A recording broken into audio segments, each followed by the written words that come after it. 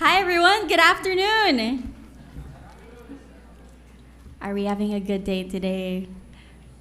So my name is Siege Tantenko Malolos. I am a journalist, a media entrepreneur, and like our speakers today, I am a proud alumni of Ateneo's communication program. It's so nice to be with you here today and to see some of my professors, to see the current generation of Ateneo students, and to be part of this experience here with you today. We are all here for Ateneo's 4th Jose Totoy Avellana Memorial Lecture. Now, after being online for the previous version of this, it's so nice to be doing this on site again.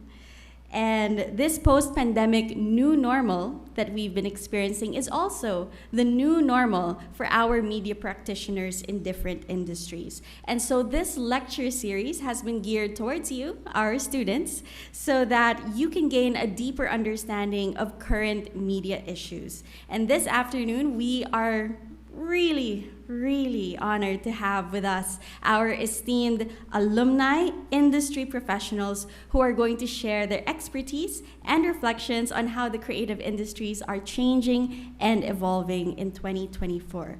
So the late Jose Totoy Avellana advocated for effective and persuasive communication. And through the generosity of the Avellana family, a professorial chair in the communication arts continues his advocacy for the responsible use of communication arts to improve our society.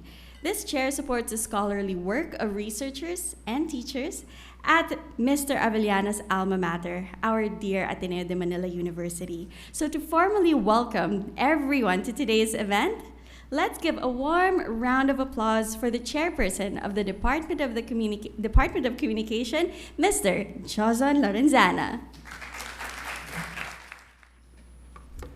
Our speakers, Mr. Joseph D., Ms. Anjali Atienza, and Mr. Noel Ferrer, colleagues in the Department of Communication and the Ateneo de Manila University, Trinity University of Asia, Miriam College, and the University of the Philippines.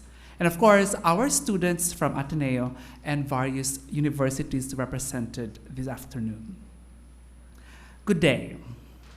On behalf of the Department of Communication, I would like to welcome you to the 2024 Jose V. Avellana Lecture.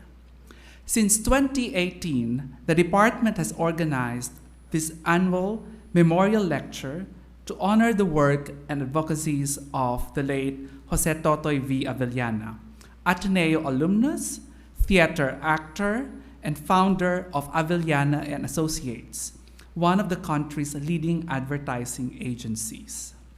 The Avellana Lecture has become a forum where leaders in the creative industry and media scholars engage in a conversation about emerging and enduring themes and problems in the art and practice of communication. In so doing, the Avellana Lecture exemplifies one of the communication department's pedagogies, that is, theorizing practice, which in turn enriches and updates knowledge in the discipline.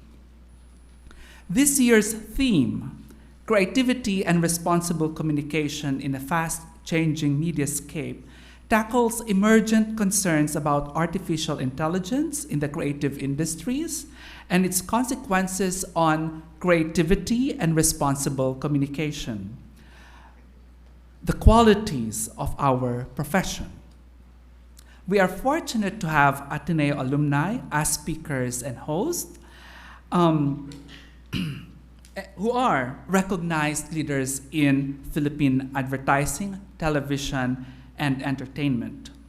Our panel of speakers represents the diversity of experiences and viewpoints in the industry. Crucially, their professional stature and dynamism will allow them to critique and reimagine the transformations in our current mediascape, characterized by artificial intelligence, digital platforms, and networked communication. Through stories and conversations, today's panel provides a critical and realistic assessment of the value of AI and its evolving role in the creative process. And of course, the implications of the current mediascape on the nature of media work and practice. So before we start our panel discussion, please allow me in expressing gratitude and appreciation to the Avellana family. Okay. They are unable to attend today's event, and they express their appreciation to the organizers, speakers, and attendees. Of course, sincere thanks to the speakers who gladly, agreed, to be part of the Avellana Lecture. Mr. D, Ms. Atienza, and Mr. Ferrer, our host, Ms. Tetanco, and of course, the organizers from the Eugenio Lopez Center for Multimedia Communication, Mr. Aaron Vicencio, the project head, Trina Aligada, our floor director, Glenn Lopez for technical direction, Ian Valderrama for the multimedia setup, Carlo Montenegro, ACOM, Tisha Carlos, Beth Lucas for the logistical support, and of course, the School of Social Sciences Dean's Office, Campus Safety and Mobility Office, and our maintenance staff. So if I forgot some people here, but my sincere thanks to all of you. So enjoy the conversation and welcome to the Ateneo. Thank you very much, Dr. Lorenzana. And again, thank you so much to the generosity of the Avellana family, because this event would not be possible without them. Now, as Doc Anjo mentioned, this afternoon's speakers are esteemed practitioners in the field of advertising and entertainment media. After their talks, I know you have so many burning questions for them, as people who are going to be entering the industry as well. We are going to be opening up the floor for your questions. So on our screen, you are going to see a QR code where you can send your questions. So take a screenshot, take a picture, because later we'll be reading your questions during our panel discussion. If you like, you can also go to the microphone later, and whichever works for you. So, our first speaker, we are so honored to have him with us here today. So he received his AB Communications degree from Ateneo in 1997, and he is one of the most awarded creative leaders in the Philippine advertising industry. Aside from over 25 years of grit and grind under his belt, he has also picked up numerous accolades along the way, including a couple of Cannes Gold Lions and Gold APAC Effies, not to mention wins at the, and I'm gonna take a deep breath for this is a long list, at the Clio Awards, the One Show, London International Ad Fest, Spikes Asia, and the New York Festivals, just to name a few. He has also led campaigns for some of the country's biggest brands which I'm sure all of you are well familiar with. This includes Nestle, San Miguel, McDonald's, Colgate-Palmolive, Coca-Cola, Unilever, P&G, Ayala, and MasterCard, among others. He is currently the Chief Creative Officer at VML Manila, formerly known as J. Walter Thompson Philippines. Ladies and gentlemen, let's all give a warm round of applause to Mr. Joseph D. Hi everyone. Actually, I prefer Joe, ang formal ng Joseph, but it's okay. Ano lang. So somehow today we're going to be talking about AI, but I'm going to leave the serious stuff to my colleagues, si Ange and Noel. Kumbaga ako yung pre-roll. Kasi commercial advertising but unfortunately, may skip ngayon. So, bear with me, I'm not really comfortable with public speaking, so I'll do my best, and I'm a little bit out of practice. So today, I'm gonna talk about a slightly different topic from what was promised, but I do plan to bring it back to make it relevant to today's discussion.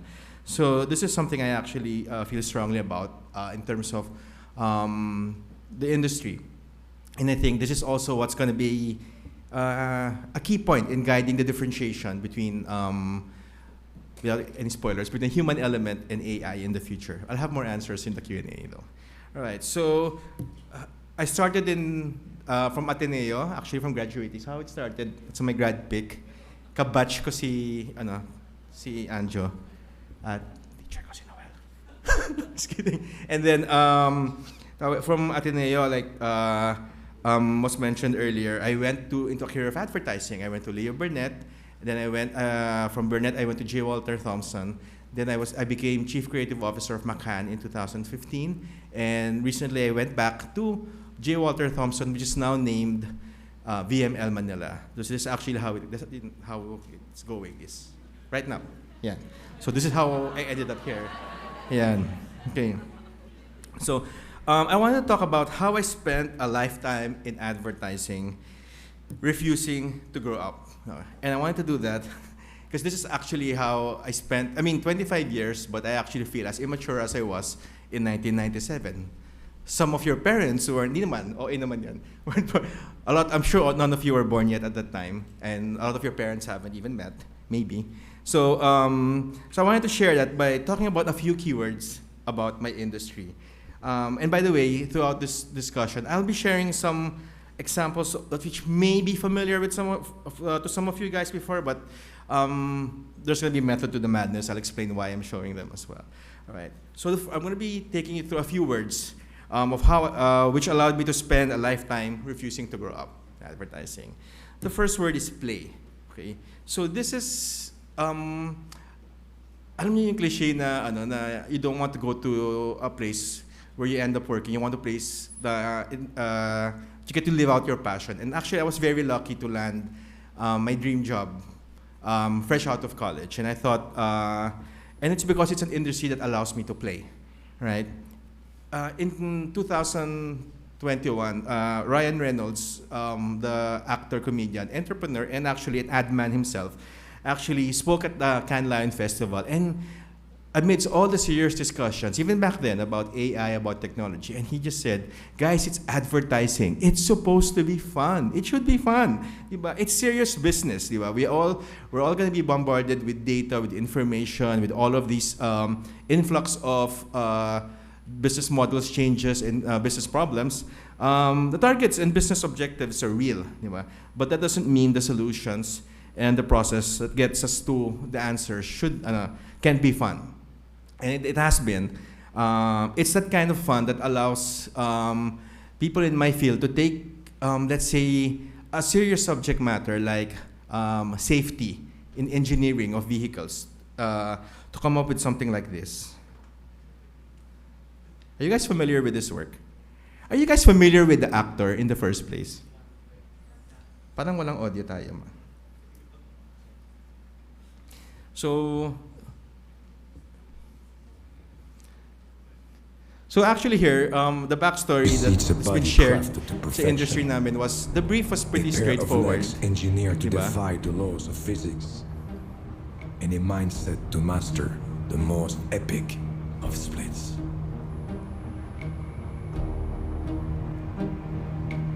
Who can say where the road goes, where the day flows?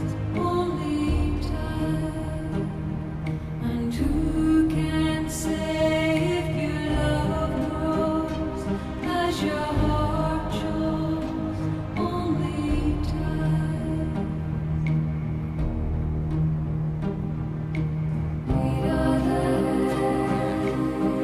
This one, actually, I chose to show this because they took a very serious subject matter and they really went to town and played with it, diba? A very serious product promise. And that's actually something that I think won't change, even with the advent, and new technology will even make more opportunities to play a little bit more, and I'll say a little bit more about that later. For me, every time I face a blank page, diba, or a blank wall, it's like when you're a kid and you see something and you just want to draw on it, diba? It's never been the same twice, and it still won't. Diba? Over the years, I've seen a lot of ayoko kasi mag-disparage. A lot of fellow from colleagues in adjacent industries try to come up with formulas for advertising and the way it's done and for creativity. But the fact is, it's never really the same. It keeps changing. It's ever changing and it's ever evolving. The blank page, the blank wall, though, that hasn't changed.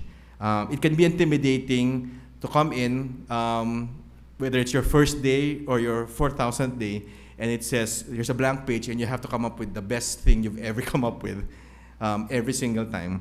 It's intimidating, but it can also be exhilarating. And in over 25 years, there's still always something different to try, more so today.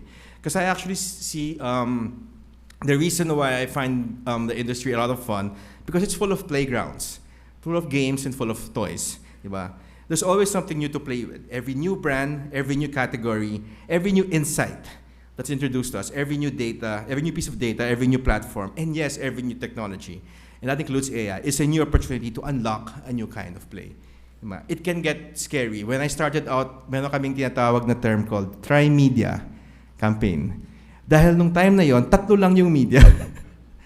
Ngayon, that's ridiculous. Who's gonna plan an IMC with 3 mediums, diba? Now there's so many platforms to play with. And not just the medium, actually. One thing I love about this field is you get to play across different categories. In my life, I've been able to work with the likes of Pepe Smith, Ellie Buendia. This is a Red Horse ad we did way back. Imagine during the take, andun si Ellie Buendia, si Pepe Smith, si Basti Artadi, si Calroy, nagja-jam. And we used to have that clip of them jamming, pero linode namin sa Multiply, and then you know what happened to Multiply.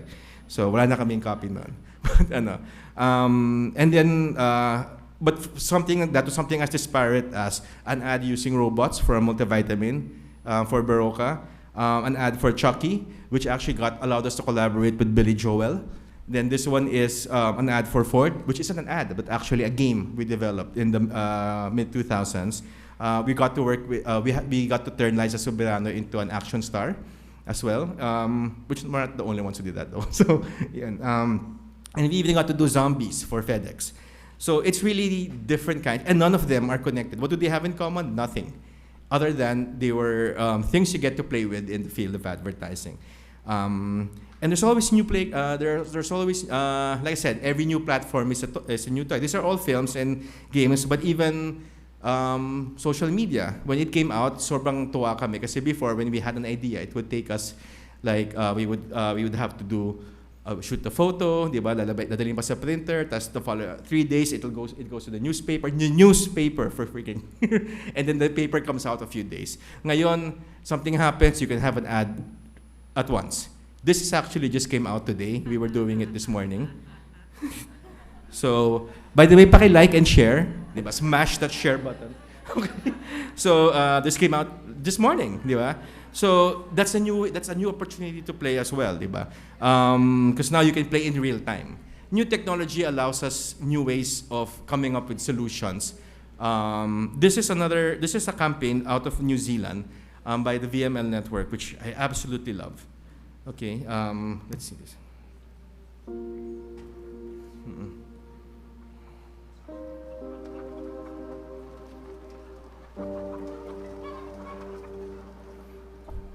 going to go over time, sorry. Free range, open range, cage-free eggs. It's all a bit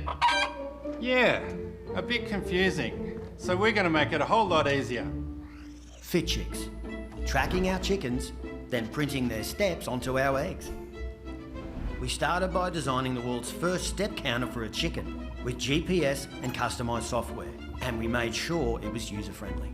The FitChicks device allows us to track the movement of our chickens across the farm to see how free they really are. Every week we fit the devices to a group of chickens to get an average daily step count. The results are then printed onto our eggs and delivered nationwide. After turning the humble egg into the newest form of media, we launched a campaign that got egg buyers thinking twice.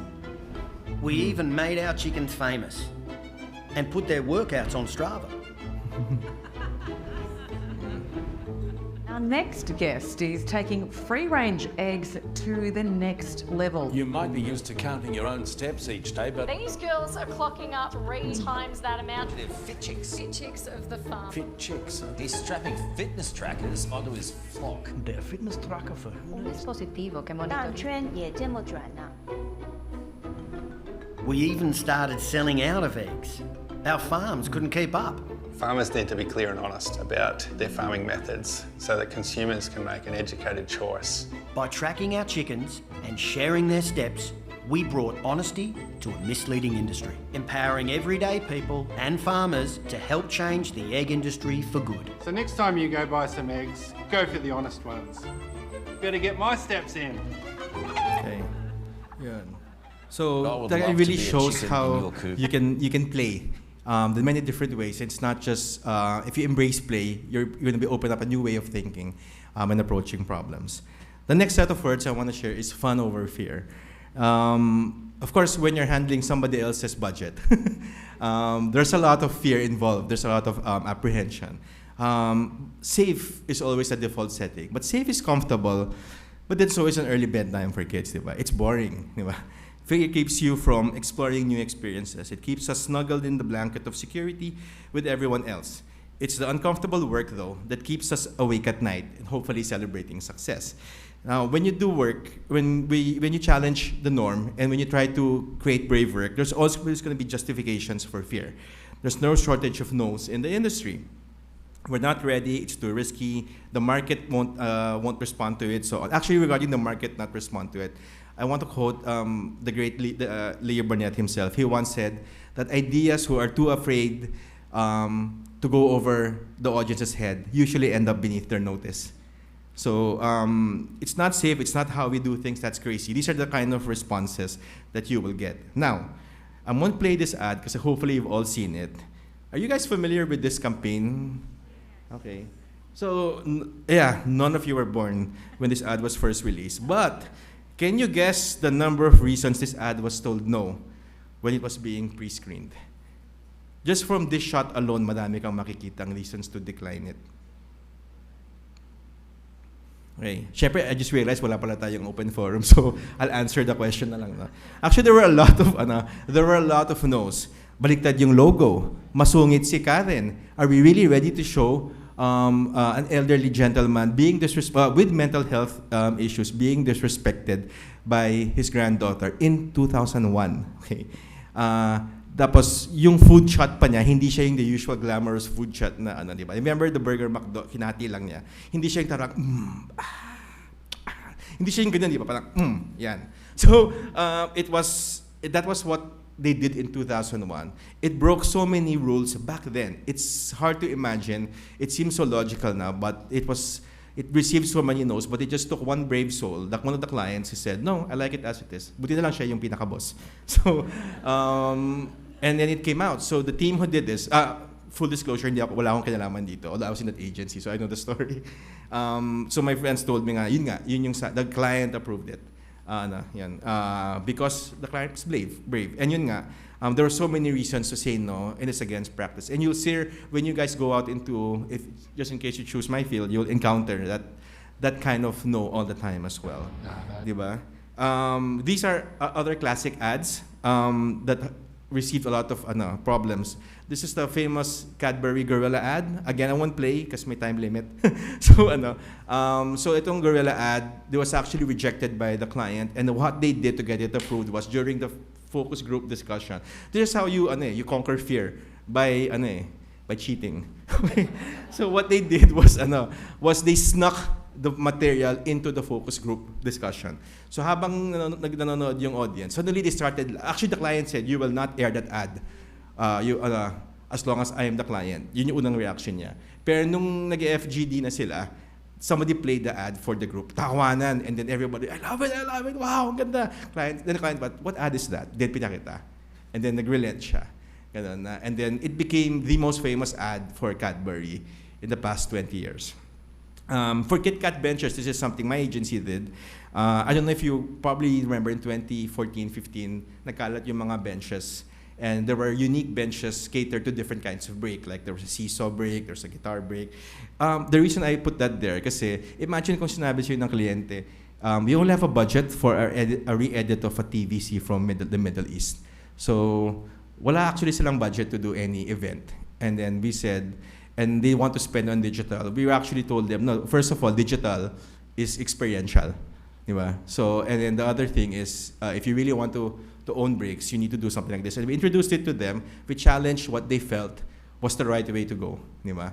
Nakakatakot kasi pwedeng sabihin ng client na, are you just trying to get more money out of us? I mean, which is partially true, but at the same time, it's also good for them. Itong Jollibee Vow, again, I was in the agency when this, and the team was under me, but hindi ako involved sa. I need to make sure lang na walang misattribution. So, but Vow, this one, I want to talk about, the time it came out was 2017. Halloween today, Valentine's Week. And then, during that time, Facebook was telling everybody, you're supposed to come up with short form content, no longer than 6 seconds. Diba? Your brand and message should be upfront, diba? In the first 3 seconds. And then you shouldn't post an ad during this hour at the end. We broke all of those rules. This ad was way too long, if you remember, diba? Mas mahaba pa siya dun sa actual YouTube videos, diba? So, combined. So yung branding niya was actually towards the end. Actually, also Jollibee back then didn't allow non-happy endings in any of their films. This was not a happy ending. So this broke so many rules. But then if you break the rules, they break records. So yun yung niya. So it's really it's always scary to go up what is laid out before you. Diba? And there's always going to be fear. There's always going to be elements of fear. Today, we're going to talk about the fear of AI, diba? But I actually think, it'll be later during the Q&A. I'm going to explain a little bit more about how I feel we can break through that. Okay, I'm just going to skip that. Okay, yeah. So you can't change the game if you play by the rules, diba? You'll always be given guidelines and rules, like I just said, and you also can't disrupt without disturbing. I just want to share a word about RC Cola. These are my colleagues from the agency called Giggle. A lot has been said about the controversial RC Cola campaign, which came out during the pandemic. But remember, I think everybody here is from Com. We know how much content we are exposed to at any given day. There's that fake number called 10,000 ads. Hindi totoo, by the way, yung number yun. It's actually just about 1,000. So may extra zero. But still, that's a lot of ads. And that's just ads. Hindi pa yun yung content. You're exposed to at any given day. But somehow it broke through. I've handled in my career, I've handled both Coke and Pepsi. Diba? But I can tell you right now, none of the things that done in my lifetime received that kind of response. In fact, in my lifetime, in everybody's lifetime here, did you ever remember a time when RC Cola was a topic of discussion as much as it was during that time? Diba? Never. As in, even before, nung bata pa ako, nung ganyan, bata pa si Noel, bata pa si Erwin, yan, bata pa si MT. So, now, that's the first time it got talked about because they braved the norms, diba? Whether you agree with it or not. And courage also allows you to go up against scary, courage to challenge also allows you to get up against scary, and take on scary topics as well. La píldora del día siguiente es un aborto. Nuestro país no permite la venta de este producto. Es un abortivo farmacológico.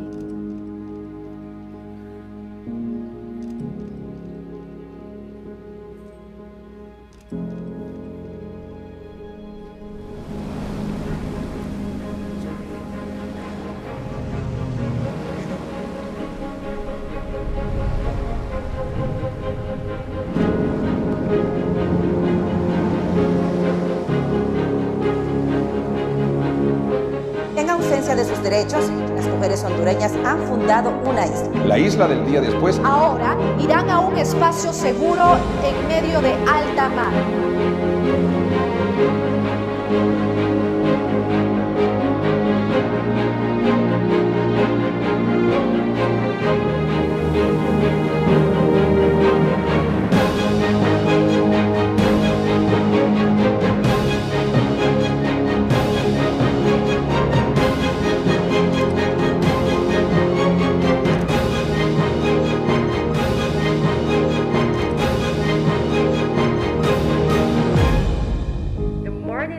Island trip to the That way I future can of take the pill tourism without- la isla del día después, 4 metros cuadrados con más libertad que de reclamar nuestros derechos. A creative solution for Honduran women.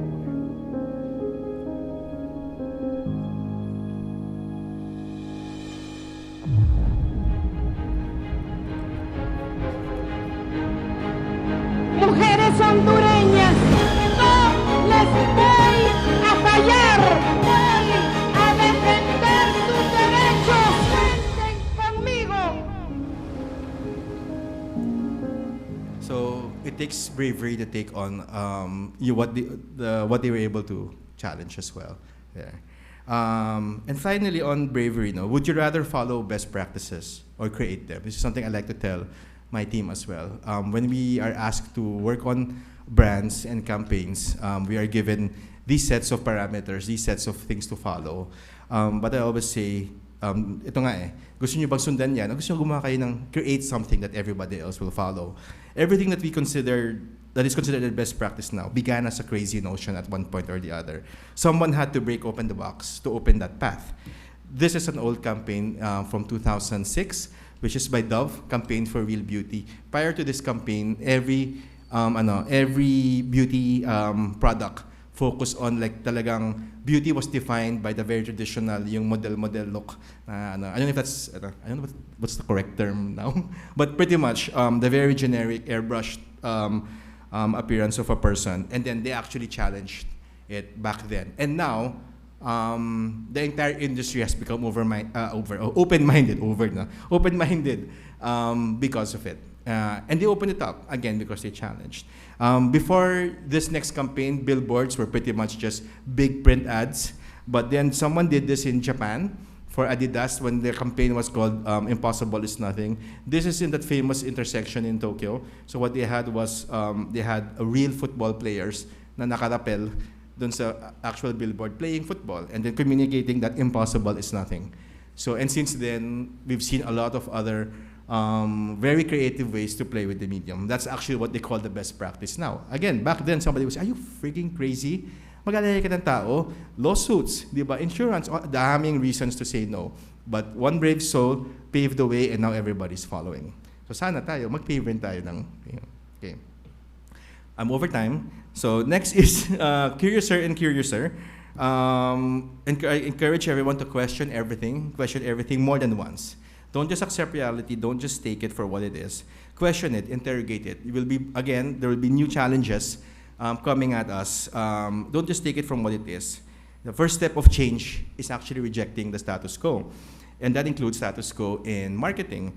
This is the first time Häagen-Dazs, before it became the brand it was now, challenged the norm of marketing ice cream went from taste to sensation. They made it sensual. Because ice cream, they said, was not just something you enjoy as a kid. Enjoy, sarap, lamig, sweet. No, this is more of a very sensual experience. They moved it to this space and they became the ice cream brand we know today. Not a very kids brand, if you think about it, diba? It's a more developed brand. This also the things around us. Let's wonder about it and wonder if we can change them. So this is something our agency did a couple of years ago. The Philippine jeepney, our most common form of public transport, and a proud cultural symbol, the undisputed king of the road. But behind the vibrant colors and decor that make it iconic lies a problem that has been overlooked for decades: misogyny and sexism, and you'll find them once you step inside. Politically incorrect and offensive signage are accepted, and worse, even celebrated as funny, entertaining, and witty.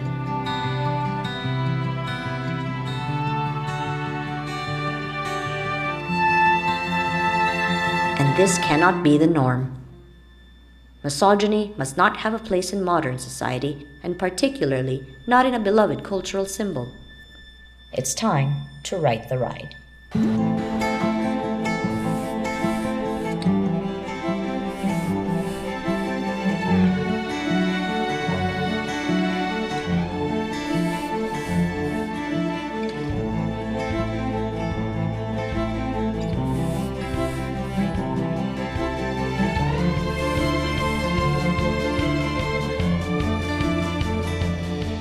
Ride the Ride jump-started a much-needed conversation, made front-page news, and is continuously gaining support, beginning with the country's biggest transportation authorities, transportation unions, and women's groups. It's exactly in such spaces, in jeepneys, that human rights must be realized to have real meaning in society. Ano man po ang kanilang kasarian? Sisiguraduhin po namin na ligtas sila sa pambabastos. The journey has only begun and will continue to set jeepneys and minds in the right direction.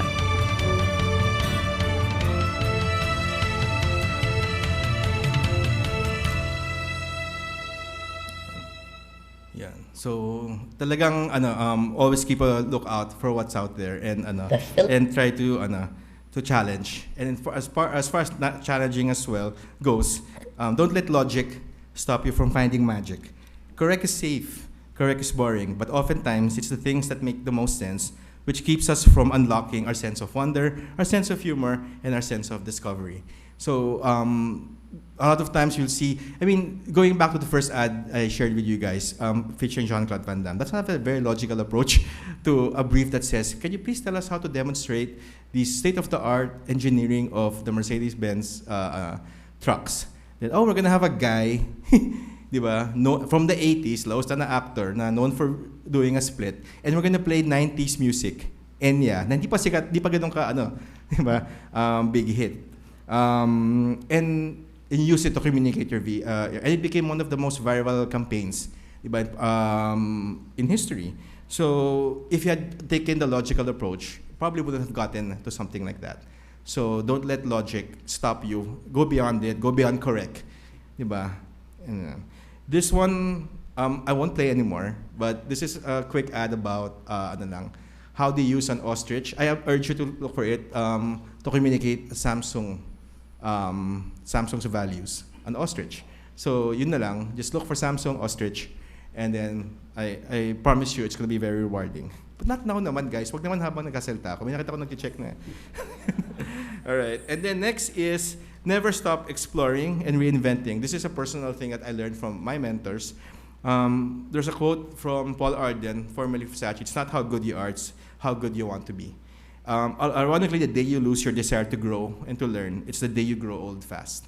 Now, the thing about that is, particularly for the subject matter today, and someone like me who's been in the industry for a long time, I always think that if I settled for what I was when I was starting out, I'd still be a junior copywriter at Leo Barret, and all I knew was how to write. But I eventually learned how to code, how to do outdoor, how to do all sorts of things, and totally constantly reinvent myself, the way my mentors did as well. Because if we settle for how good we are, or for what we know now, diba, then that's it. That's it for us. It's how good we want to be. Now, if you really want to get ahead of AI, then what are you going to do as a person, diba? How are you going to evolve as a person and as a creative to reinvent yourself in this new era? And I think part of that is delighting in crazy. Kala nyo, tapos na. Delighting in crazy. Keep searching for the crazy. Everything that drives us now began as a crazy notion. The room around us right now is full of things that used to be foolish ideas. If I told you in 1997, when I graduated, that there will be a watch I can talk to, and it will tell me, diba, how much I've exercised today, that's stupid, that's crazy. But that's actually normal now. Diba? Everything, and somebody would think it's crazy. Diba? If I said I can talk to my relatives overseas in real time, well, back then meron, pero long distance, tsaka mahal, yung phone card pa ginagamit. Ngayon, you can actually see them, diba? So, and even doodle on the screen while you're talking to them. Those are all crazy. Those were all once crazy notions. No matter how crazy the notion is, diba? I actually think new technology will just make it more possible. AI opens up a new world, scary, intimidating, and yes, it will affect a lot of jobs, but will also give us more opportunities to be crazy. At the end of the day, it's a tool. And the crazier you use the tool, the more unique the output will be. Diba? Be crazy enough to keep coming back for more. Everything I said today, it's easier said than done. And you will encounter more fails than victories. And you're going to have to keep coming back for more. I said there's no shortage of no's in this industry. I've had more than my share. Just last week, ang dami. So, kailangan sanay ka sa rejection. So, kailangan marami kang X. Di ba? Tawag dito, because you're gonna keep getting rejection, you're gonna keep bouncing back for more. But then the times that you do get you get something through, that makes it all the more worthwhile and all the more rewarding. Diba? I also feel that we have too much overthink and not enough crazy think. Diba? Most recently, before the advent of AI, the buzzword was data. We were supposed to go into data-driven creative, and we are, by the way. Usually sabi nila, wait, ito, wag natin i-steam to. Usually sabi nilang nakikinig kami sa conversation, sa serve namin at totoo yun. Because we do get, well, not literally nakikinig kami sa phone ninyo, like right now. But more of we get the data, and it's really customized the way you've experienced it. It's not something that you're not aware of. But our regional CEO also reminds us na it's not about being data-driven, but being data-inspired. Diba? Everybody follows the same rules, the same formula. If we follow the same rules, the same formula, we all end up with a sea of sameness. Diba? We follow the same data. Diba? We end up with the same results. But if you look at the data in a fresh way, you're able to give a fresh perspective. So in an opt-in, opt-out world, are you willing to do what it really takes to be truly unignorable? The industry has enough experts, and so do the message boards and comment sections, diba? And not enough experimenters. So I think that's where craziness comes in, diba? And part of that is when we, one of the crazy things we do nowadays, a lot of us in creative leadership positions do now, an exercise, nung nauso yung ChatGPT, ang gagawin namin is, may brief yung kliyente, diba? Ilalagay namin sa ChatGPT. Kung kailangan mas maganda yung idea mo kaysa sa ginawa ng ChatGPT, kasi kung hindi yan mas maganda, ba't pa kita, kakausapin, dito na lang ako sa ChatGPT. So it's a challenge actually that we've been taking on. Diba? You have to pretty much be more creative than AI, because and how you use AI. And there are actually solutions that use AI and taking it to the next level. I think crazy is never going to go out of style. It's just going to keep on getting crazier and crazier. Once it becomes normal, there's going to be a new crazy. So, sabi nga nila, we're now in the new normal. I encourage everybody here to find the new crazy in this new era, all right? And I want to end with this ad that inspired me. It came out when I first joined the industry, and I hope it inspires you as well.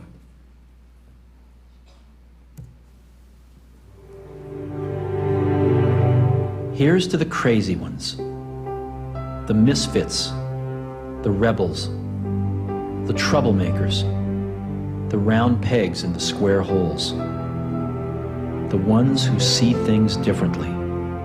They're not fond of rules, and they have no respect for the status quo.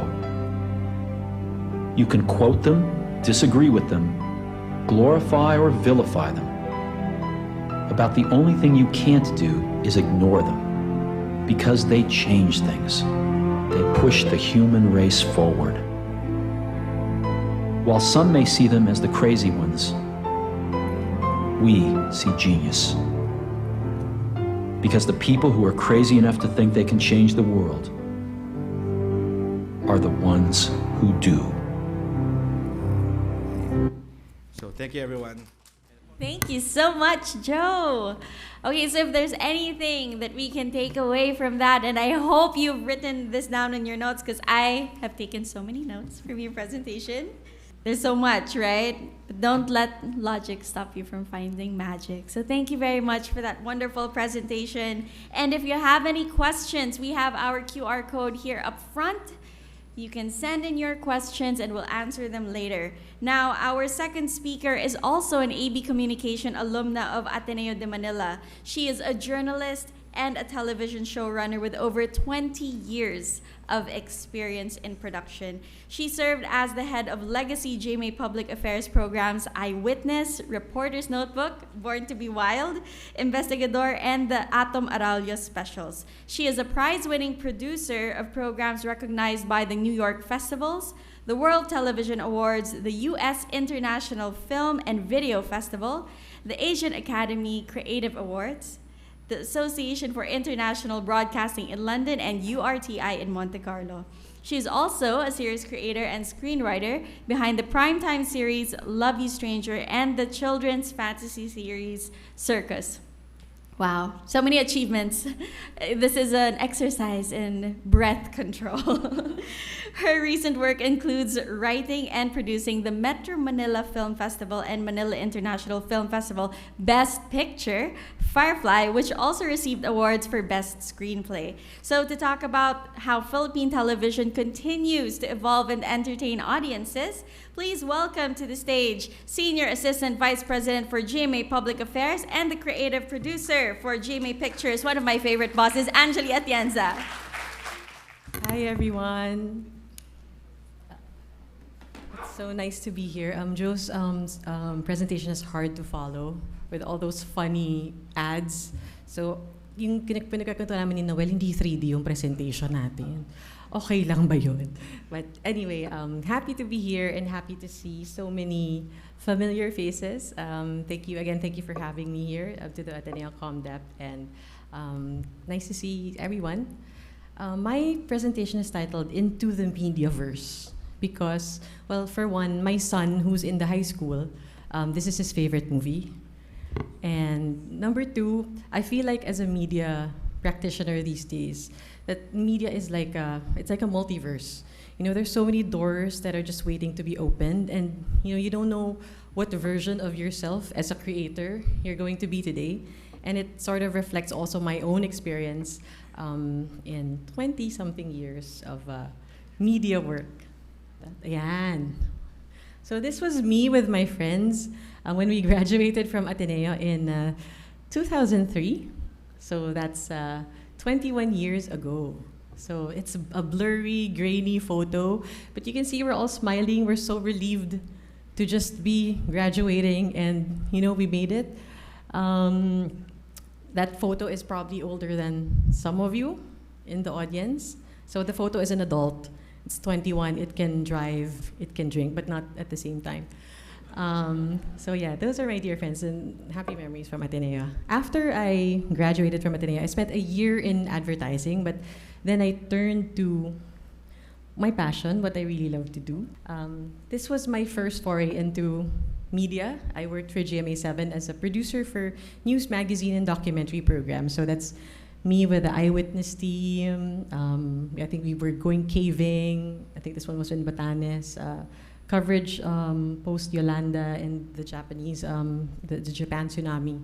So those were the kinds of stories that I did when I first entered the media world.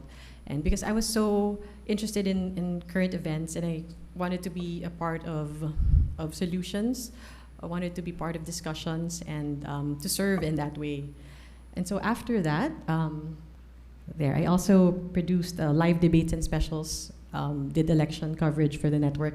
And it was around this time that we were really feeling how things were changing, that you didn't think of just your television program, but what the experience would be for people online. So there's no such thing as just a TV show or just a movie or just a story. You always have to think multimedia. You always have to think, what's the experience going to be like on social? What are we going to put up on YouTube, etc. So this was really the time that was starting to happen for us. Streaming was getting to be a big thing. And of course, on streaming, the number one content that they consume is narratives. So our boss back then, Nessa Valdelion, thought that we should improve and enhance our skill set. So from doing very hardcore documentaries, news-based stories, I ended up doing drama. We produced Circus. I don't know if some of you are familiar with this. This is a 2017 show with the late Cherie Hill about a group of circus performers that happen to have powers.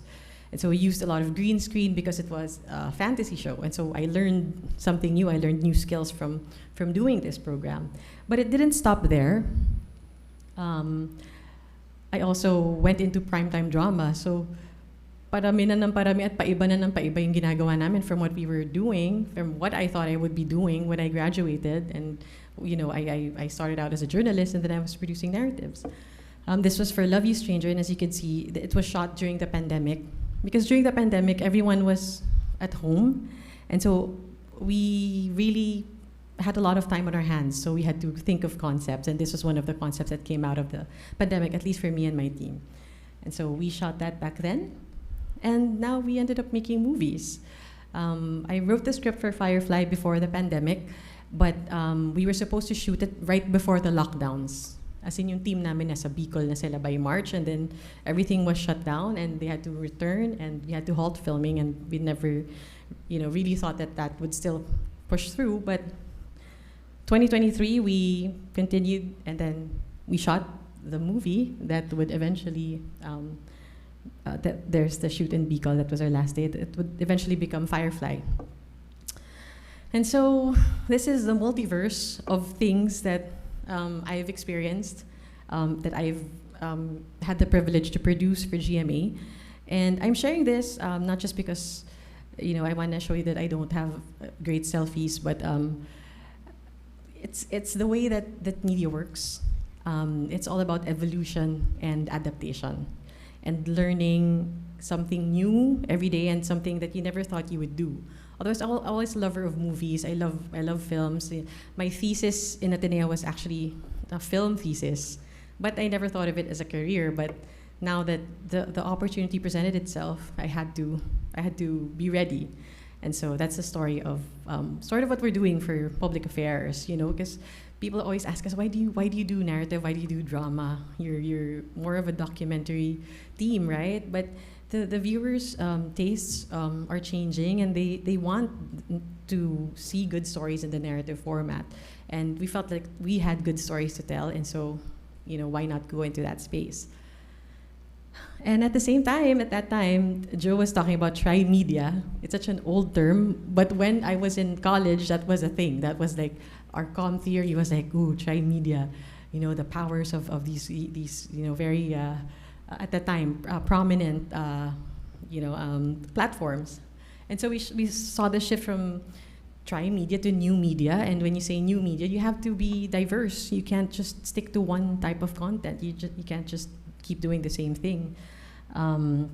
We saw that, from scheduled programming, by appointment, we went to on-demand. I don't know if the audience still here knows the feeling of having to wait for your show at 7 o'clock, and you have to sit in front of, for me, it was Fridays, Are You Afraid of the Dark? Mga ganyan. Alam mo na kapag ka Friday, uupo ka sa harap na TV mo, and you have to wait for the broadcaster to give you your show and consume it, when they give it. But that's not how it is right now. You can watch whatever you want, wherever you want it, and at any time, and on any device. And aside from that, people now are, from a single device or single platform, you're watching it on multiple screens all the time. And I do this all the time as well.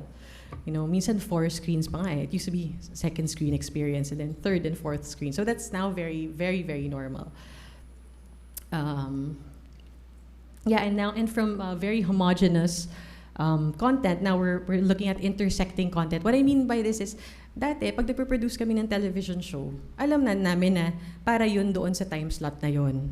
And there was a very specific expectation of what sort of content you would produce for that time slot. But now, hindi siya ganon. You're not just producing to make your airing, but you're actually producing for, is this going to go to streaming? Is this going to go up on YouTube? So, ang daming considerations.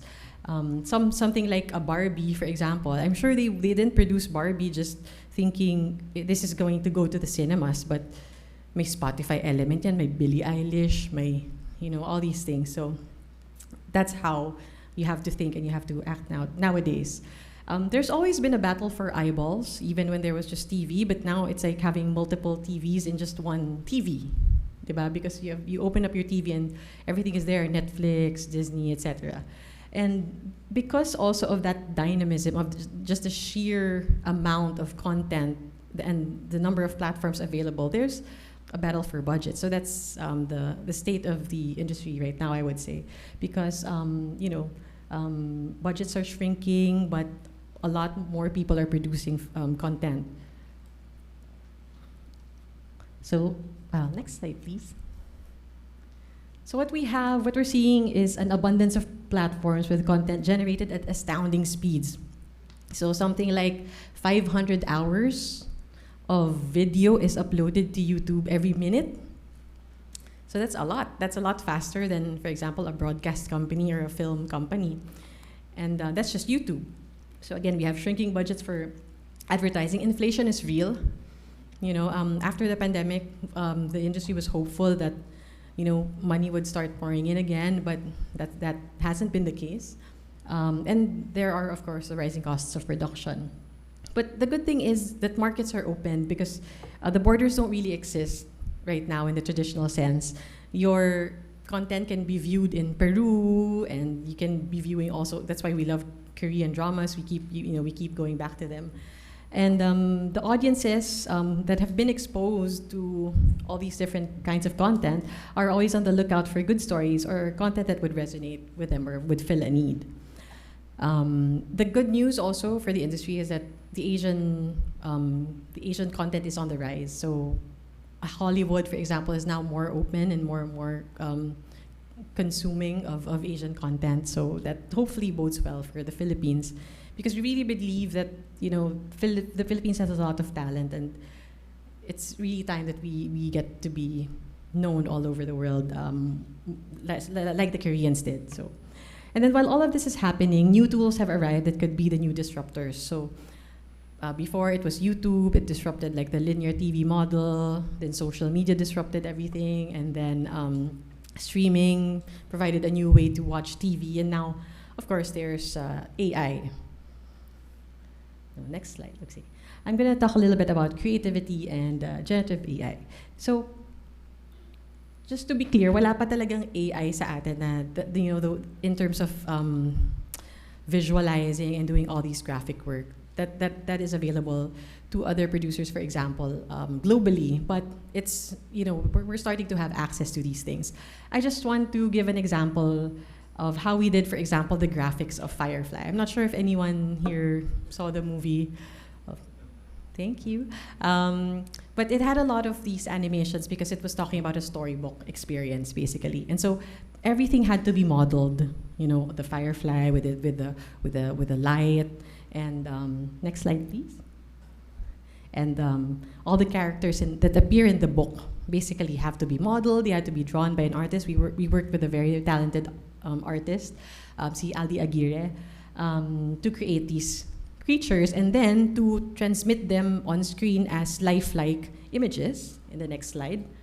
And then the next slide. This is the giant that was sleeping, and then the cave with the mouth open. And then, oh, sorry, it's dark, but then, next slide, please. This is supposed to be the dog. It's a lifelike dog that took us 6 months to render and draw and and model. We needed a real live dog, model it 360, and then our artists from Mothership VFX had to create their own models before they could overlay the fur, etc., etc. So, long story short, it was a very long process, and we were very happy, of course, with the results. But I also found out, this is my segue into AI, that when I was in the next slide, please. Next slide, sorry. So I was at the Asia Video Summit in June of 2023. And back then, AI was already a buzzword. They were talking about how they made an entire scene for 6 hours. From the time that they first shot whatever models they need to shoot, up to the time it was rendered and completed was 6 hours. Something that would have taken us weeks or months to do was just hours for them. And at that time, they were talking about, oh, this is going to be available maybe in the market in 2 to 3 years. But, next slide. Sora, OpenAI, just a few weeks ago, not even a year after I was at that conference, they already launched their new tool, which is text to video. So you could just put a prompt, something like, okay, this is their prompt for this particular, a stylish woman makes it down to Tokyo in neon lights behind her, And then this next one is a close-up view of a glass sphere that has a Zen garden within it. There is a small dwarf in the sphere who is raking the Zen garden and creating patterns in the sand. So the prompt is that specific, and it's actually quite cute. I feel bad that I didn't embed the videos here. I couldn't also, I guess, from the website. But if you go check out OpenAI, they have quite realistic text-to-video abilities already. If you want something that looks more VFX, they can also do that for you. So the prompt is the story of a robot's life in a cyberpunk setting. And next. They can go as realistic as you want them to go. So this is a cat waking up its sleeping owner demanding breakfast. The owner tries to ignore the cat, but the cat tries new tactics. Yeah. So it's quite funny, and it's fascinating, but also quite something that you want to also watch out for. Next is a large orange octopus is seen resting on the bottom of the ocean floor, blending in with the sandy and rocky terrain. So as someone who did nature documentaries for a long, long time, for almost 10 years, I don't know how to feel about this. Oh my God, it's so amazing that they can do that, but at the same time, you know that it takes weeks to get footage like that from the real world. And while it's fascinating, you as a creator, for example, if you love to do nature documentaries, you have to ask yourself, is this something that I would want to create, or do I want my programs to have something AI generated like that, or is the experience of watching something that happened in real time in a real ocean floor, is it going to be different, for example? So I'm sure you're familiar with this, the ability to overlay someone else's face on top of another person's face. And next slide, please. So they showed us an example where a man was wearing a mask, and just through machine learning, they were able to remove that mask and recreate the face. And then if you input your audio, like a dialogue, the AI, the machine, will actually create the facial expressions and the movements of the mouth to match whatever dialogue you put in. And this is already existing. Not yet here, as I said, but it will catch up. We will catch up. So in terms of uses of AI, there's a lot of practical uses, right? For visual effects, people don't have to, yung puyat, mababawasan if you have help from a machine, that renders your work. It's not a bad thing. It will help humans. Pwede ka pa mag-running, pwede ka mag-healthy lifestyle habang ginagawa ng AI yung kailangan mong gawin. It can be used for image enhancement. Imagine the possibilities, for example, for archival footage or historical programs. Kung malabo na or you can't see what's happening during this event in history, AI can recreate that for you. Right now, for our teams, we're actually using AI tools already for transcripts and subtitling. So you don't have to listen to 8 hours of footage anymore. AI will do it for you, and it will transcribe it for you, and you can just check the accuracy afterwards. A colleague of ours who's now with Harvard is working on a project for IJ, for investigative journalism. So you can imagine, during my time as a producer, for example, in Reporter's Notebook, we had to go through stacks of commission and audit records and SAL-N statements of assets, liabilities, and net worths to find the story there. But now there are AI tools being designed to process that data for you and to point you in the right direction. And it could be helpful to journalists as well. But of course, there will always be concerns about responsible use, about authenticity. Do we want something that looks like real life, or is the magic in seeing real life unfold and having been captured by a camera, for example? Transparency, which products or creations have been created by AI versus actual human beings.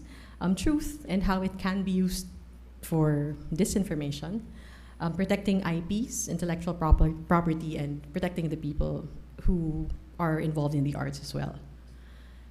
But at the end of the day, I think with all the changes that have been happening to media and the emergence of AI, the important thing and the thing that really matters is that we know as media practitioners and as consumers that we have a responsibility.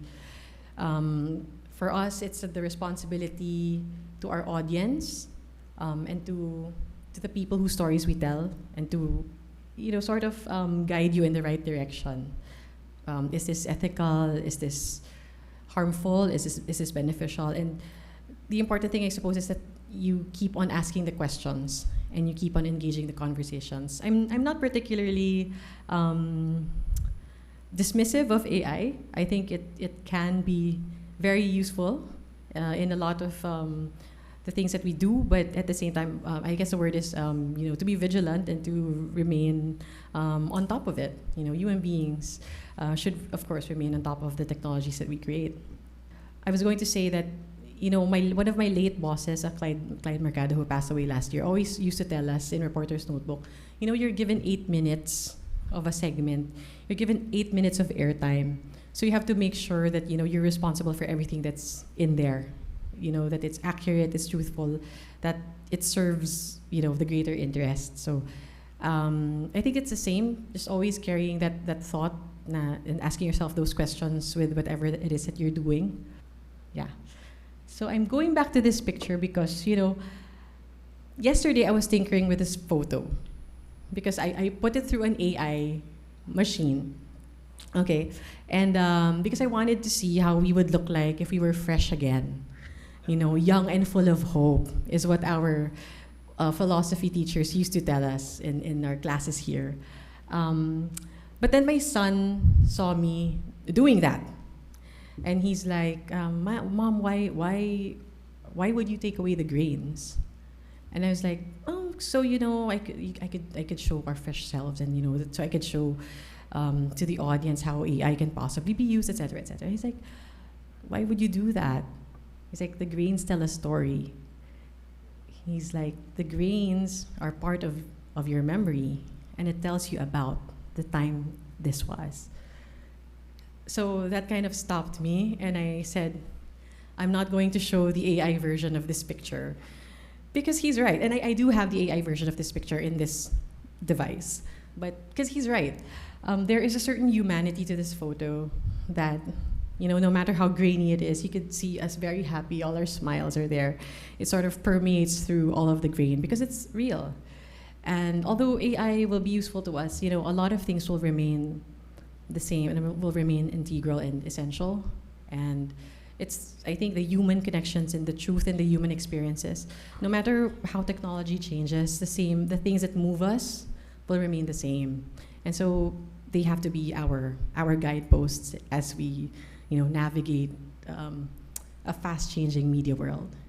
And leaving you with this last image from our film, one of my favorite shots from Firefly. And at the end, the power of a good story will outlive any medium or technology that we can come up with. So that's my talk. Thank you so much for listening. And thank you again for having us. All right, everybody. Once again, a round of applause for Ms. Anja Atienza. Thank you so much for sharing with our students a background of how today's mass media, TV, entertainment industry is using AI. And you raised a really wonderful point earlier. It's useful, but humanity is still the core of what we do. So thank you very much, and on to our third speaker. Again, we have our QR code for your questions as we move on to our third speaker, who is a respected writer, critic, talent manager, and a film, television, record, and concert events producer, and an award-winning broadcaster. Lahat na. Oo. He is a philosophy graduate of Ateneo de Manila University, where he took his master's in communication arts. He lectures in literature and media studies at the departments of English and Filipino and communication in Ateneo, as well as in UP Diliman. Again, lahat na. He is part of the pioneering and widely followed Philippine Entertainment Portal and is involved in various print and broadcast writing projects. Lahat na. He serves as the spokesperson for the biggest and longest running local film festival, and that is the Metro Manila Film Festival. He is also the chairman of the SUDI National Music Awards, of the National Commission of Culture and the Arts, and is also one of the curators of the award-winning and pioneering Pinoy Playlist Music Festival. Everybody, let's give a warm round of applause for our multimedia, multi-hyphenate guru, Mr. Noel Ferrer. Afternoon. So we said we were cramming the speech last night. So yung first slide would be what happened last night, no? A friend of mine said, baka nagsimula na raw magrebelde yung AI sa mga tao. Kaya nagkaroon ng nangyari. Anyway, first, thank you for the invitation, Anjo, and the Com Department. Mang Tony's here. I'm so honored because isa akong ampon ng Com Department. I'm actually a FINA major, but I took my master's in Broadcom, pero naabot ko MA Cand kasi yung thesis advisor ko, si Father Niem Gonzalez, naging mister. Pinalitan siya ni Dong Puno when Dong Puno taught in the Ateneo. Pero imbes na tapusin namin yung MA thesis ko, dinala niya ako sa ABS-CBN. So I never got to finish my thesis. Thank you to the Com Department and the Avellana Lectures for doing this. When I was in the Office of Student Affairs, there was a cultural desk that I headed which gave out the Galian Awards for para sa sining at kultura. It was a media awards where we published list of winners and reviews, and the thrust was media education.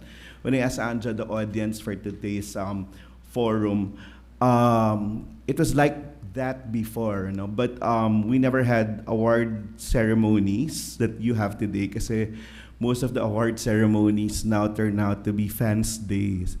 So with mga students and mga artists, no? So back then, I would invite industry leaders and to discuss media issues and dialogues between the creators and the audiences, and they were truly valuable. This was taken, the next slide, this is taken in one of those fora when we had Jacqueline Jose, Ricky Lee, Chito Ronyo, and Chanda Romero discussing the state of Philippine cinema during our time. We'd invite composers talking about the music industry and the like. So then we had the alternative class program. So when we started the Young Critics Circle, then we had lectures like this. We were able to recast, reinvent award ceremonies. We documented talks, reviews, lectures, dialogues, and later compiled to a book. And goal, again, media education. So I was telling Anjo, let this be our guide, our inspiration. For this lecture and the next fora, let us learn from not just from this panel, but from each other later during the open forum. So let me start with that. Whether we like it or not, AI has begun to seep into the very fabric of our daily lives. Its presence comes in the little things, such as the algorithm program to track what content we consume and on our For You pages, but also with bigger issues like the prevalence of ChatGPT and AI programs, replacing a number of artists and individuals in varying fields of work. But before I dwell on that, since this is a very important media forum, I want to ask people in the room how you consume media in general. As basic as where do you get your news or entertainment? So sino pa dito ang nagjajaryo? Taas ang kamay. Ay, isa na lang. Dalawa. Sa bahay namin kailangan bumili ng dyaryo kasi si mama hindi rin siya masyadong ma-device, gadget, so you'd like have something delivered, so may nagde-deliver pa rin. But sino ang nasa TV pa rin? Yung nasa TV at TV pa rin yung ano. So I'll give you the data later, no? Who still listens to radio? Meron pa rin. Radio sa car, no? Sa Grab bago pumunta sa susunod na appointment. So music, TV, radio, gadgets, Spotify, iTunes, so lahat na. Okay? Movies, who still goes to theaters? Theaters pa din. O yan, masaya si ano. Masaya si... So kasi Ange, sabi namin, yun, Metro Manila, well, I'm part of the Metro Manila Film Fest. We earned a lot. We broke records during the last Metro Manila Film Fest. But after January, wala na naman yung mga tao sa sinihan. We showed the Agamulak film with Julia Barreto, may Tony Gonzaga, may Jano Gibbs, at marami pang iba. Wala pang major box office hits since after the Metro Manila Film Fest. And that's a real problem. So how do you consume movies now? Streaming, no? mostly streaming, I suppose. So I'll show you the data that we have. Buti na lang binibigay, pero wag daw pangalanan kung sino nagbigay nito kasi yun, kinailangan nilang itago to bago ibigay yung data. So let's see the on television. Pre-pandemic, we have 94% yung consumption ng television. Tapos during pandemic, 78%, so medyo bumaba. Tapos post-pandemic, it was already 76%. So we're not just talking of the gadget, but a lot of things, even the news now, di ba, based on television, but now it's parang chop version on other device. So let's this is the Nielsen data on how people consume television now. And there's a decline on television. So we'll just go through it. I'll leave the study with the comm department if you need it. So, daanan lang natin. So, there's a decline in the use of television. So, we have it here. Yeah. So, TV penetration further declined in total Philippines, driven by both urban and rural, declined due to the following: shift to other platforms, as evidenced by increase in internet connection growth, and increase in incidence of watching TV shows in mobile phones, smartphones. Additional reason is the decline in rural due to the increase of defective TV in those areas. So, yung defective TV in those areas, yan yung mga siguro wala na masyado dito dun sa port area. Di ba yung nagtitinda ng mga lumang TV, dinadala na sa probinsya or tinataktak muna bago magkaroon ng image. So we have TV penetration. TV ownership declined further in 2022. Next is TV ownership decline was evident across urban areas, lalo na sa Mindanao at Visayas. Defective TVs grew in rural Luzon and Visayas versus 2019 and 2021, meaning doon nga nilalagay yung mga lumang TV na. And then reason for the decline in TV penetration, while TV declined, internet connection grew versus 2021. So a lot of other reasons. Additionally, incidence of watching TV programs in mobile and smartphones also grew versus 2021 and 2022. So ito yung nakakatawa, no? Medyo kachipan pero totoo nangyayari sa rural areas. The defective TV grew in rural areas up to, marami sa urban areas, urban and rural areas. And then more TV sets stays unrepaired for more than a year. Like after the pandemic, hindi na nire-repair yung mga TV, so hindi na nagti-TV yung mga tao, lalo na sa probinsya. So, yung TV ownership capsule, nandun, iwan ko lang sa ComDep so we can go on with our discussion. The next one, we go to cable. Sino pa dito yung may cable? Okay. Sino yung nagsoli ng cable after malaman na mawawala ng Sky? Di ba? Merong gano'n. At pag-shift na dun sa signal. So I was one of those na sabi namin ko kay Ange, no, sana na-frustrate, no, na sayang hindi natuloy yung purchase. But of course, economically, you cannot compare copper versus fiber. Na yun talaga yung meron yung PLDT versus ABS. But I knew where ABS wanted to bring the money for better content, no. But I was telling Ange, competition on television is really good kasi para hindi kampante yung mga tao, no. So but then yun nga, parang a lot of people have surrendered the cable, no? So here's the cable numbers. Pre-pandemic 19, tumaas nung pandemic pero bumaba na post-pandemic. And then we go to the next one, radio. Radio 56% kasi sa probinsya mataas pa rin, no, pre-pandemic. Then 54% during pandemic, tapos post-pandemic 48% pa rin. Pero TV pa rin yung nangunguna, no? Then next after radio, you have the out of home or mga billboards. Napakarami niyan, lalo na kay Catherine Bernardo, no? So pre-pandemic 91, during pandemic 80, then tumaas pa post-pandemic. So buti ang GMA, may sarili silang billboard sa labas ng building nila. Magandang investment yun. So yun. Anyway, then the last one we have internet.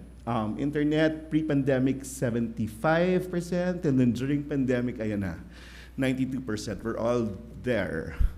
And then 88% post-pandemic.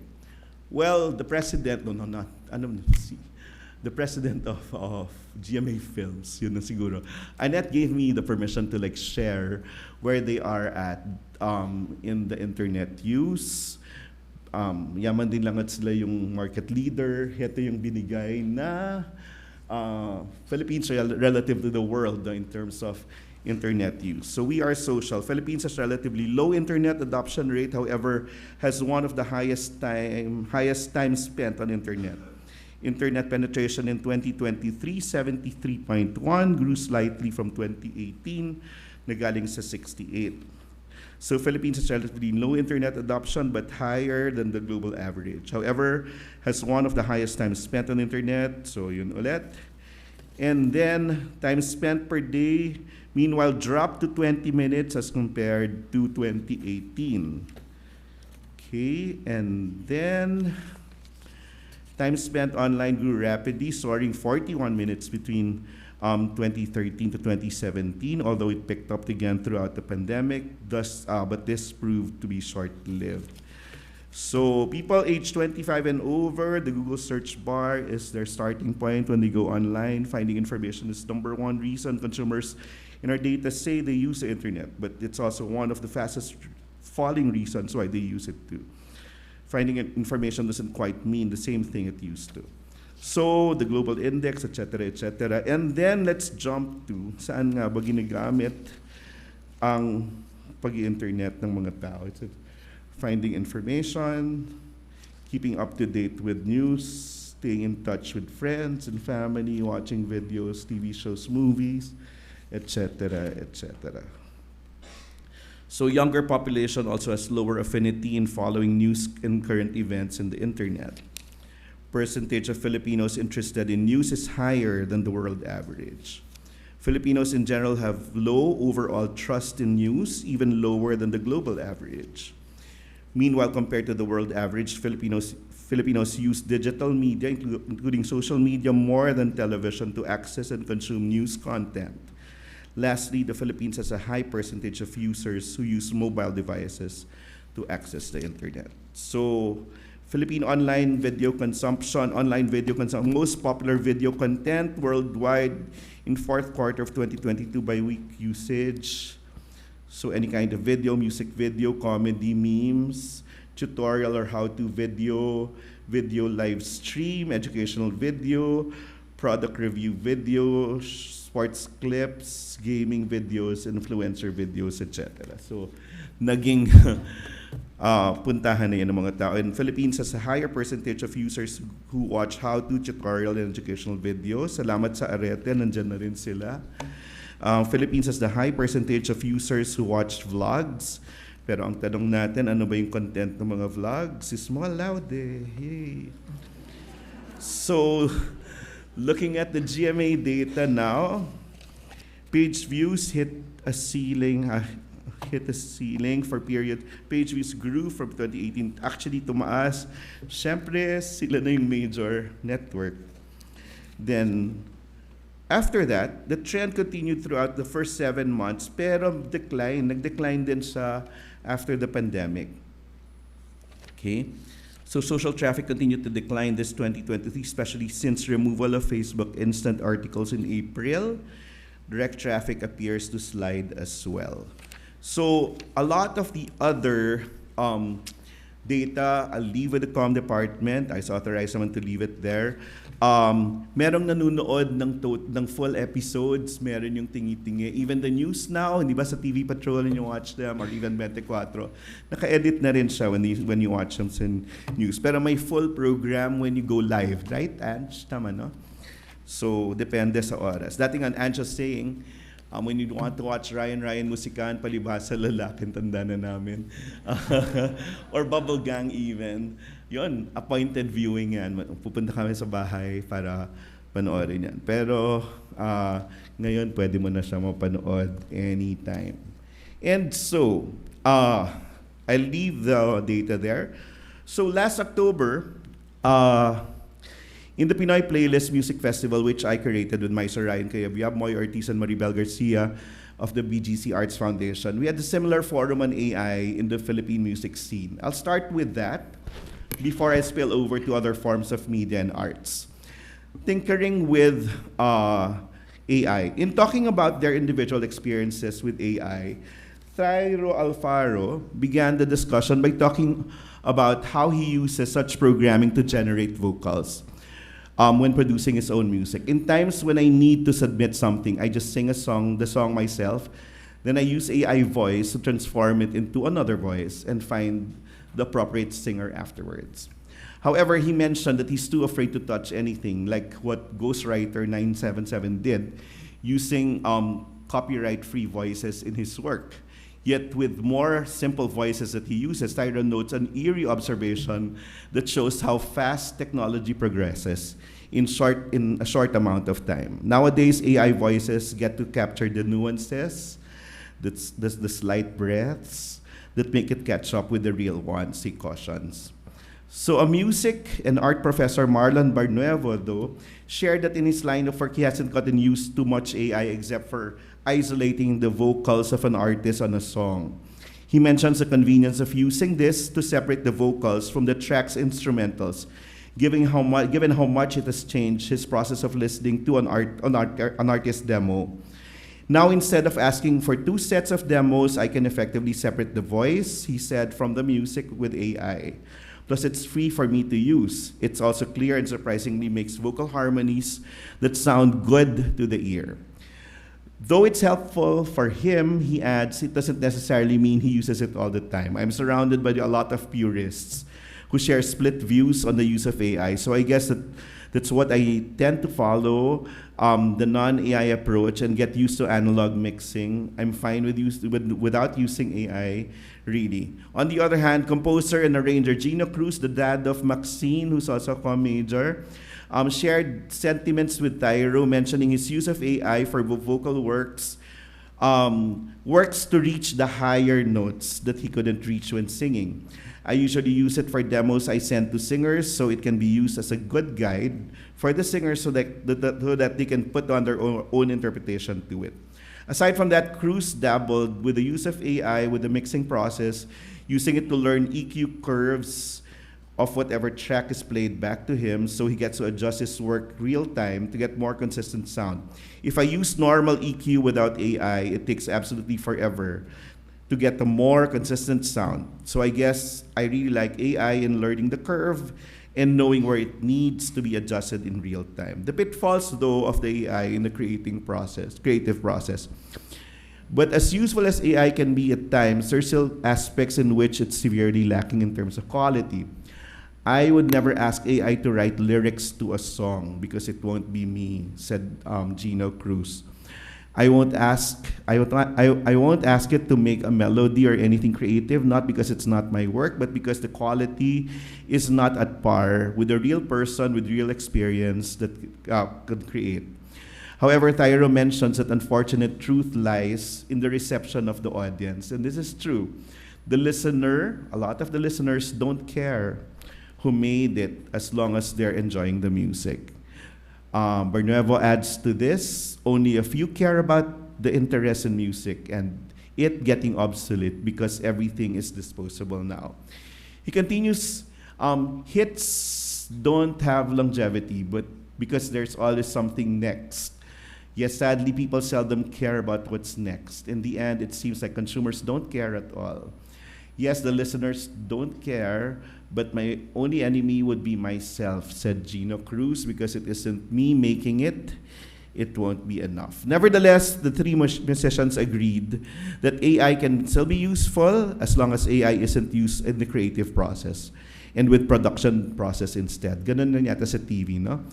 Instead, it can help a lot. Whether it's something that needs to be sung or what beats to make, we know what to ask because it makes things faster, takes away dizziness, and it's very convenient. The production process time is saved.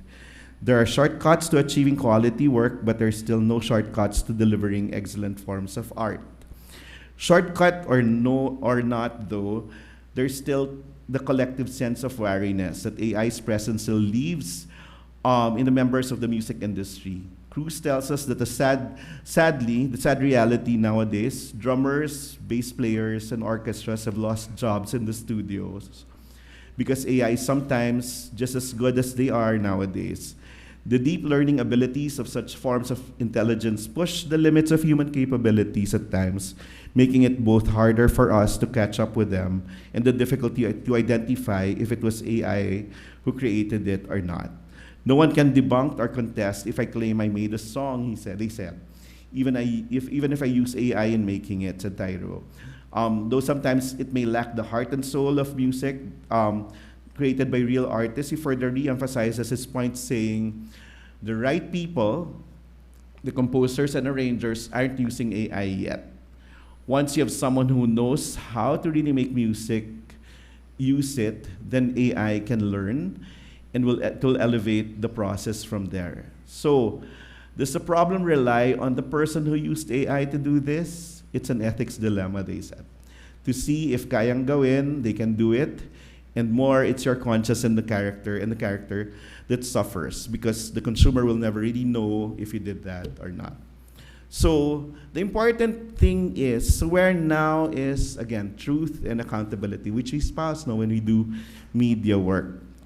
As a person in media, it's our task to inform the public, elevate the discourse, and most importantly, expose wrongdoings and seek accountability. In today's political climate and information ecosystem, however, it is becoming increasingly challenging. Disinformation has become a huge problem globally, one that can result into chaos, destruction, and even death. It has tremendously undermined institutions of our democracy, including media, you in academia, civil society, and even government. So how can we fight lies and disinformation? The truth will not set us free on its own. We need to assert and create that space for it to thrive and spread. The first step is to recognize the nature of the beast. Disinformation has become so corrosive a tool that slowly poisons the well of truth, shared democratic values, historical facts, and scientific knowledge that keep our society together. It has polarized the world, but in the end, the main culprit is not the vlogger, nor the so-called troll. The enemies are the vested economic and political interests that deliberately deploy and amplify deception using platforms and their propaganda machines. And we see those on radio, on TV, music, and sadly even in the movies. As people in media, our task is to uncover, share, and defend the truth. And as a talent manager, I only support those with similar values of excellence, integrity, and goodwill. That's why my talents are far different from those who sparkle with magic. As custodians of knowledge here in the academe, you are much a defender of the truth as I am, as we all are. We have all witnessed the consequences of disinformation, which has incited violence, fueled hatred, and undermined trust in institutions. Being here today and witnessing your sincerity in bringing about change beyond AI gives me hope.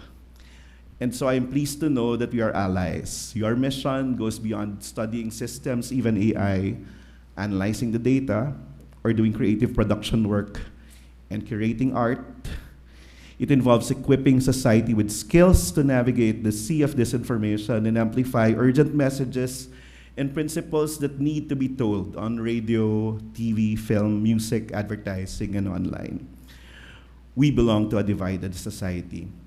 This is evident when the abuse we see in the news and the bitter, cruel criticism we witness in social media platforms are there. Ironically, the more we are in disagreement, the more we become susceptible to the machinations of ill-intentioned individuals and institutions they represent.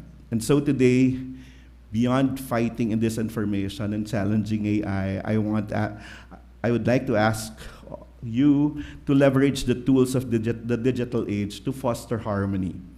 We all need to be influencers so that we can outnumber influence operators who have been exploiting online platforms to suppress and harm critical pillars of our democracy. So we can start by listening to our community, involving them in meaningful conversations such as this, to gather not only their quotes and stories, but also their sentiments and feelings. Medyo yan yung hindi kayang buong-buong magawa ng AI. True, social media can be a toxic environment for engagement. It can be tiring. It can ruin your day. But the common mistake is that we commit is to conveniently dismiss those who fiercely disagree with us as trolls. There's a real person behind every account, fake or verified. Many of them can still be persuaded through contractive interaction.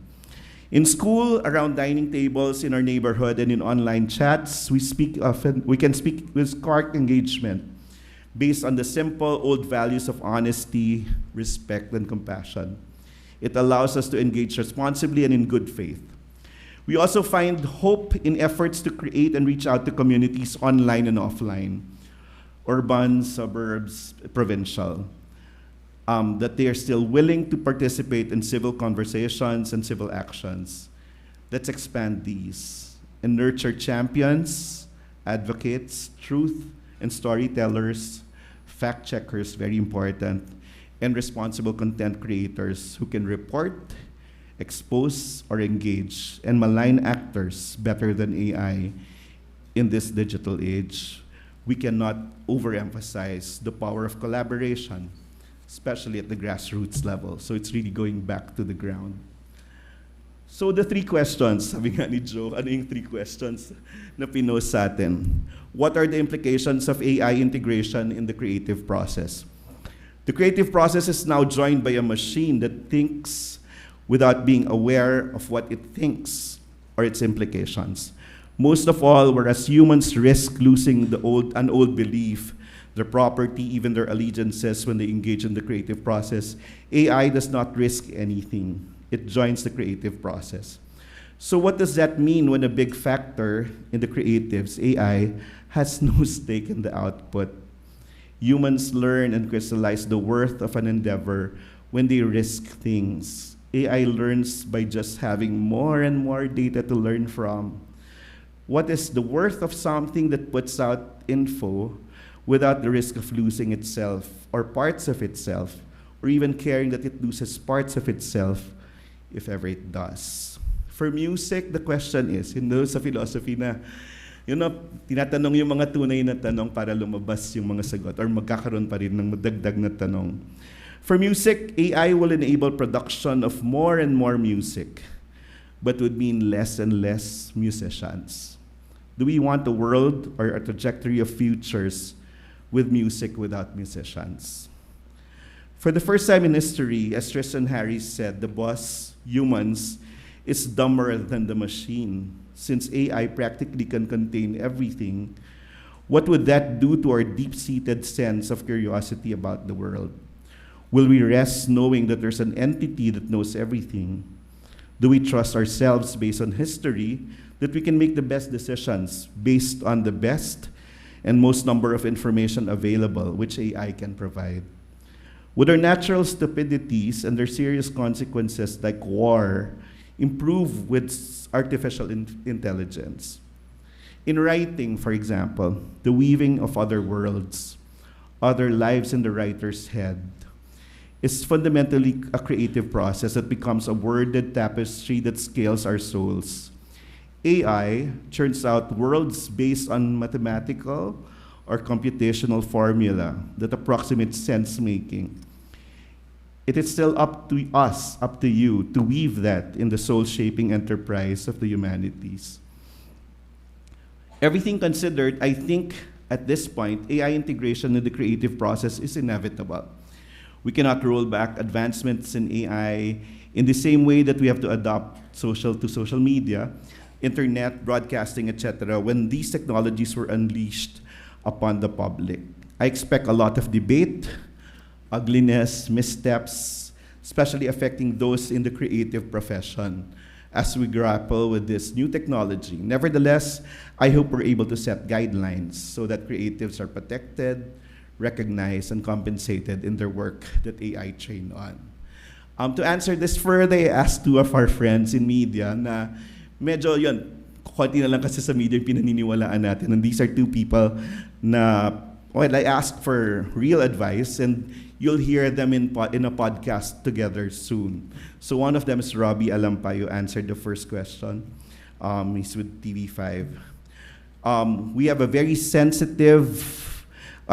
very sensitive to how our people feel, whether they are threatened or excited by all things AI. If we don't have these open and transparent conversations with them, the HR fallout will outweigh and cancel out benefits or potentials that we see. That said, I think we are largely excited and open to AI, or how it can drive efficiencies. It is helping drive down costs, enhancing work-life balance, helping us produce and offer new products and services, and is freeing us up for more innovation and even ambitious imaginations.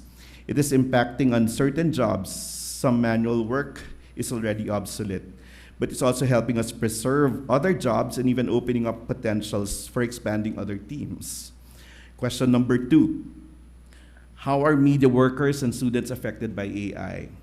The tools to create, whether a student or media worker, are greatly amplified. If you are imbued with the spirit to create, you will be honest with yourself and know the place of AI in your own creative process. If you are in it to use whatever tools spin for you, then you will never get transformed by the creative process. You'll get to be the tool's tool. Students, especially the young ones, have brains that are still pruning and making connections between emotional centers and thinking parts. Having a tool to mine for answers in the gaps in information that adolescents crave for could help them mature. But if they rely on it too much, it would just help the AI mature more in terms of getting their data.